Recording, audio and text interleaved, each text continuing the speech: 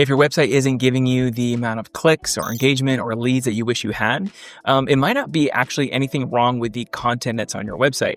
You might have a great design or great lead generators from a visual perspective. It might be exactly what you need to convert website visitors into customers. But the problem might be actually at the top of the funnel, which is actually getting people to the website in the first place. So we're going to talk through the top 4 drivers that I recommend for actually driving traffic to your website. Before we get into the specifics, just to kind of set the stage a little bit, when we first started our agency, Ritchie Creative, I was trying everything that I could think of to actually get people to my website. I knew if they got there and they got to see our services and our pricing and learn more about our agency, that they'd be interested in partnering with us. But how do we actually get interest in people showing up on the website? And so early on in the early years, literally I was trying everything that I could think of. I even had a list of local businesses that I was cold calling one person at a time. I had an email list of people that I was sending cold emails to from the community. I was going door to door to local businesses, trying to get people interested in any of our services or any of our programs. And so I tried a lot of different things. And so if you are a new agency, if you're a new business, if you're a church, a nonprofit, really anybody who owns a website and has a website, and you want to get people from the marketplace onto your website because you know that you can actually solve a problem for them, hopefully this video helps take out a little bit of the guesswork. I'm going to share some of the things that I learned the hard way from a marketing perspective in terms of actually driving traffic onto my website. So again, these are the top 4 recommendations that I have in terms of actually driving traffic to your website so that you can turn those visitors into leads or customers. By the way, stick around to the end of the video because the final traffic driver that we're going to talk about in today's video is the one that's gotten me the most clicks, the most engagement, the most leads, and the most traffic to my website in the first place. Okay, so let's go ahead and list out these 4 traffic drivers that you can use to bring traffic to your website, and then we'll take a deep dive in each one. So the traffic drivers that I recommend for getting people to your website is number 1, outbound marketing, number 2, inbound marketing, number 3, paid ads, and number 4, relational marketing. Okay, so what is outbound marketing? Essentially, this is where you are making the first move. People don't know that you exist, so you are knocking on their doors in person, or you're cold calling somebody one person at a time, or you're sending out mass emails.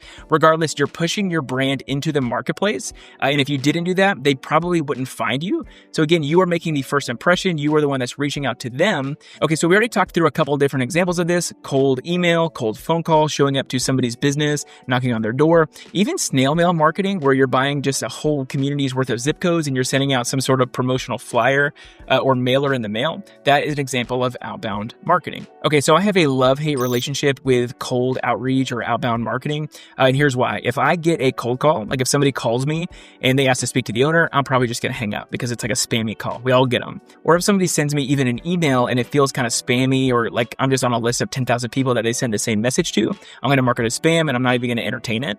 And honestly, same thing with promotional mailers. I mean, how many times have you gotten junk mail from some sort of promotion that a business or an organization is running, and then you just throw it in the trash, right? You don't even read it. And so outbound marketing, it can be effective, but really if you're going to have it be effective for your organization, there's a couple different things that I would recommend doing. So here's the first recommendation that I would have if you're wanting to actually entertain the idea of doing outbound marketing. You need to be as personal as possible. If you're doing outbound, this is the absolute number 1 pro tip, is be personal. Use as much personalization as possible. For instance, you've seen probably this tactic before with old snail mail promotional mailers, where it actually looks like a handwritten note. They're actually putting your name on there. Even though you still might throw it away, it sort of makes you think, okay, this might be actually a real handwritten letter from somebody. So that's an example of personalization. A really good example would be actually in a cold email campaign where you're sending out just thousands of emails all at the same time. There's some really great tools and strategies that you can use to actually make your email feel more personal. You would basically use what are called snippets. So in a cold email, of course, you're going to have the base of what you're trying to say in that email to your lead, but you're also going to include a snippet for the person's name, their city, their organization name, and honestly, you can even do a custom PS snippet. So here's what I mean by that. So this PS snippet strategy actually takes a little bit more time, but it's actually pretty effective. Here's how it works. You're essentially going to basically go to every single website that's on your leads list that you're going to send out in this mass cold email campaign through Gmass or Woodpecker or something like that, and you're going to find something that is a talking point. So if it's a church that just finished an event for their youth, you're going to say, hey, PS, I saw that you just had a great youth event last week. Hope it was a success. Or if it's a nonprofit that just did a 5K for the community, you're going to say, PS, I saw that you just finished up that 5K for so-and-so community. Congrats on it. I hope it was a great success.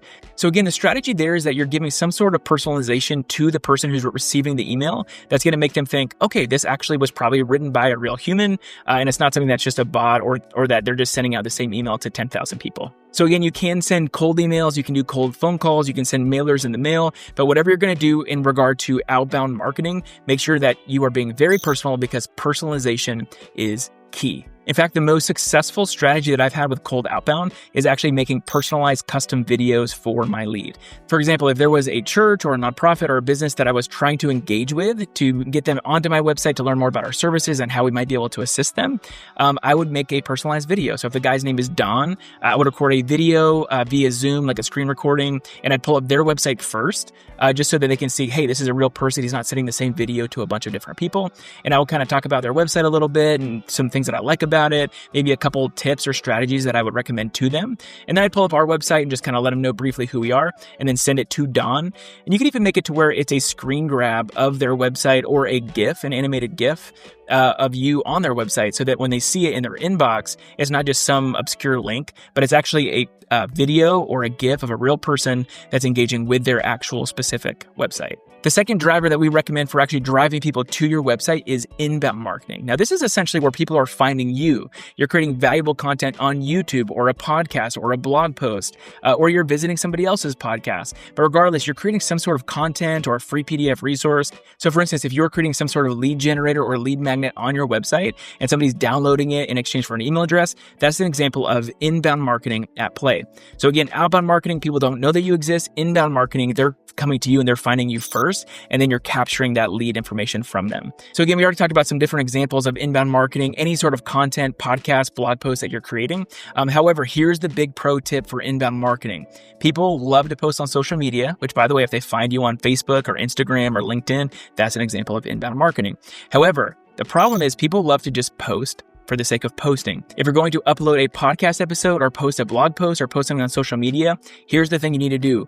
Prompt somebody to take action. There's no sense in a nonprofit posting some sort of podcast episode if at the end they're not actually calling somebody to get involved or volunteer or sign up for the 5K. Or if you're a business and you're creating blog posts, that's great, but you don't want to necessarily just post a blog post that has info and content on it just for the sake of doing it. You want to end with some sort of call to action.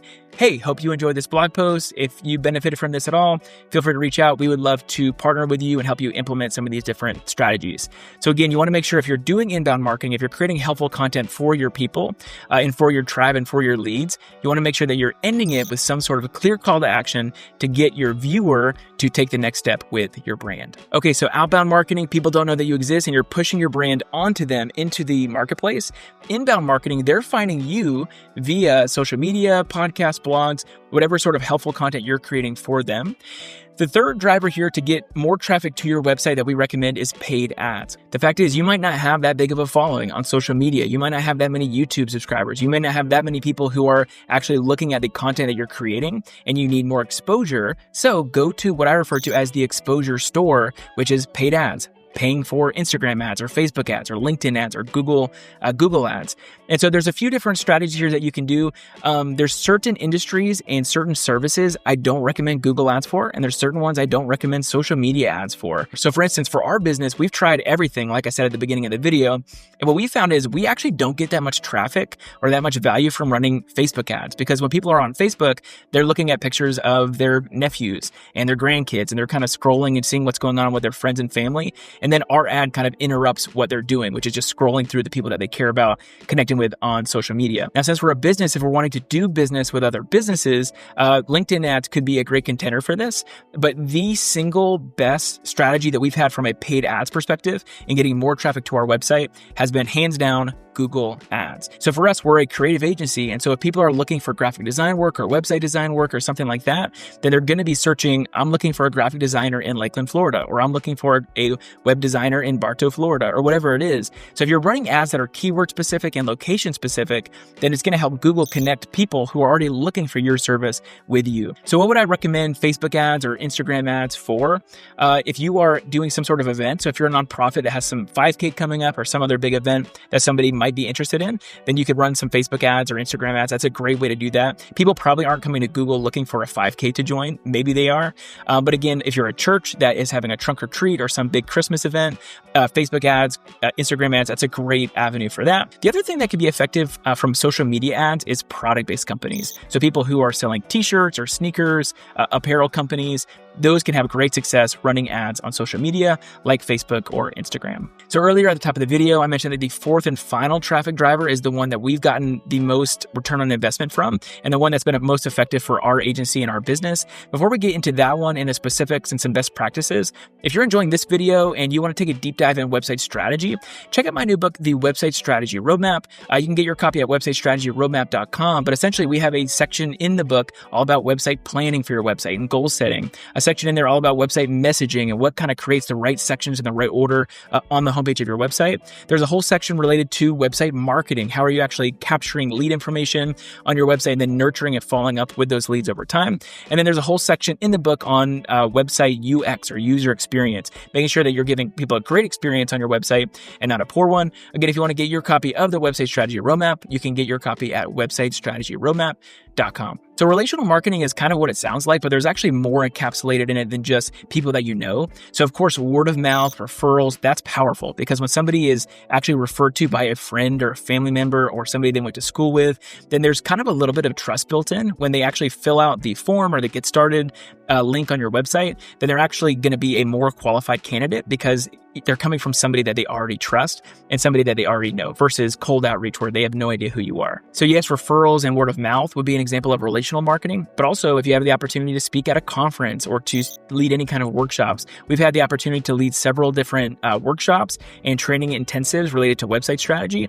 And for us, it's great because it's not just a one-on-one Zoom call or a one-on-one sales call, but you're actually able to have a one-to-many approach where you're speaking to 50 people at a time or 75 or 100 people at a time. And so just because of the sheer amount of numbers, the conversion is just higher in terms of how many people are actually going to want to get started or download a resource or purchase your services. So again, speaking at an event would be an example of relational marketing, or even like joining a chamber of commerce, brushing shoulders with people, shaking hands, going to networking events. All of this would be an example of relational marketing. So how can you actually be a human that's talking to other humans about the problems that you solve? And then if you're able to get people to your website from those different opportunities, that would be an example of relational marketing. That's a traffic driver to your website, bringing people to your website that otherwise would not go there. So to recap, the top 4 strategies that we recommend to actually drive traffic from the marketplace into your website, which hopefully would then result in you converting those people with a really good website strategy, would be number 1, outbound marketing, pushing your brand into the marketplace, people that wouldn't know that you exist. You're giving them phone calls and emails, and you're sending them personalized videos.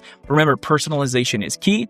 After outbound marketing, you have inbound marketing, where you're creating helpful content and people are actually finding you via social media or even from SEO or podcasts that you're creating. Any sort of helpful content that you're creating and people are then being attracted to you would be an example of inbound marketing.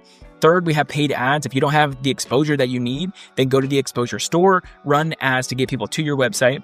And then of course, the final one, which again has given us the most bang for our buck, which is just relational marketing, knowing people, doing a great job for our clients so that they then tell other people about us. And then speaking at events and conferences and leading workshops or intensives, all of these can be great strategies to get people to your website in the first place. Remember, having a website is not a magic pill. Once you have a website, it doesn't all just happen magically from there. You actually have to do the work and do the legwork and get the reps in to actually get people to visit your website. And these are 4 really great strategies to do so. Well, hey, I hope this video was helpful. I just want to say a quick thank you to everybody who supports this channel, likes these videos, and watches these videos. It means a ton to me personally, so thank you so much.